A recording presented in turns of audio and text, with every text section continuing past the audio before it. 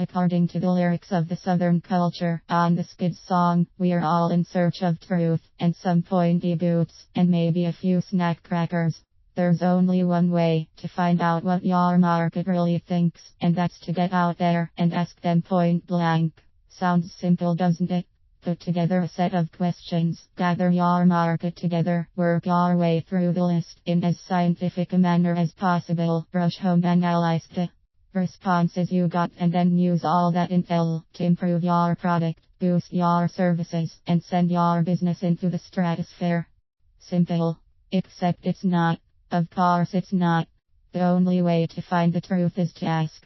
If it were just a simple case of asking the right questions, which it is, and analyzing them objectively, which it is, then there wouldn't be a problem. The fact is your market is scared to lie to you. Even if they are the nicest people in the world, they are simply hotwired to reply to your market research questions with misinformation. They don't set out to do this, they're not malicious, it's just the way stuff works in the human world. To compound everything else, many businesses all too often ask the wrong questions, or ask them in the wrong way.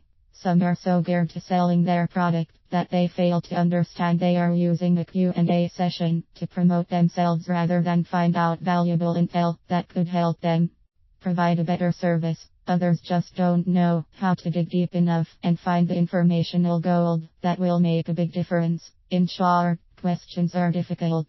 Are you asking the right questions? You may not be surprised to learn that many businesses will only ask the kind of questions that give them the results they are looking for. It's understandable. If you have been selling a product for a while, all you really want is affirmation that you have a good thing going and your customers love what you offer.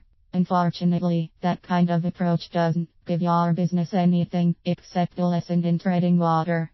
How you ask something is almost as important as what you ask. This is another easy trap to fall into. Businesses can load questions so that they push the individual being asked in a certain direction. What you really need to do is to give yourself as much chance of getting an in-depth, truthful answer as possible. It's not easy, but it can be done. Those answers will be of more benefit to your business than any number of skewed responses you've collected because you hadn't thought through your approach properly. Several reasons why your market will lie to you. Ask most people a question, and they'll do their best to provide the right answer. They want to please you, and people who like to please are more likely not to give the truth, the whole truth, and nothing but the truth. They are more likely to tell you exactly what you want to hear. Let's say you come across as passionate about your product or idea. If the person you are interviewing picks up on this, they are likely to catch your bug and try to complement your enthusiasm by providing more positive answers. Conversely, if you go into a Q&A with less enthusiasm than a raccoon in a dishwasher, then you will get exactly the responses that match your mood. People don't like to be embarrassed. Ask them a certain kind of question, and they're likely to answer how they think they should. For example, if you ask how important homegrown, good old-fashioned US products are, they might say, "Hell yes, they are very important to me." What is more important to them, however, may be how cheap and easy the product is to get hold of. In other words, they don't really care where it was made if they can get their hands on a bargain. Several more reasons why people in groups lie. You might think you will get a better spread of good answers to your questions if you have groups rather than individuals. Unfortunately, the answer to this is no, you won't. Groups have their own dynamics, and depending on the type of people gathered in one place, the answers can be heavily skewed to reflect the mentality of the gathered rabble. You can also have a situation where one or two people lead the group and effect what the others say or agree to, all of which makes it impossible to get a rational evaluation of the data.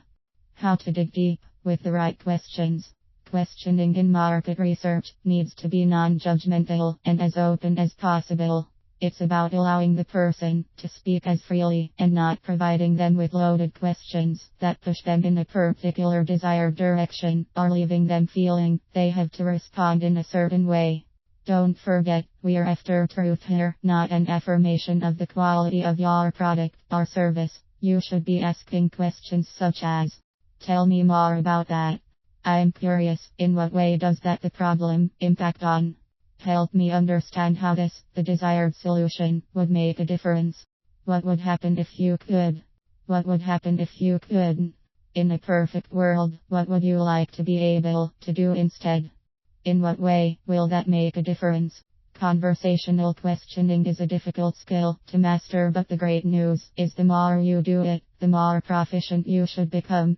And don't forget, words can mean a lot, but so can those nonverbal communication cues that can prompt you to dig deeper with a particular line of questioning.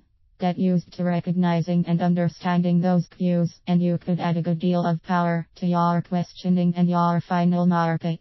Research results. The art of being objective. Finally, it's not just your market that can mislead. You as a market researcher can bring your own expectations and prejudices into the equation, skewing the data even more. You can have all the right questions and the right way of asking in the world, but if your own evaluation of the data is flawed, then it can lead your business in the wrong direction at the last moment.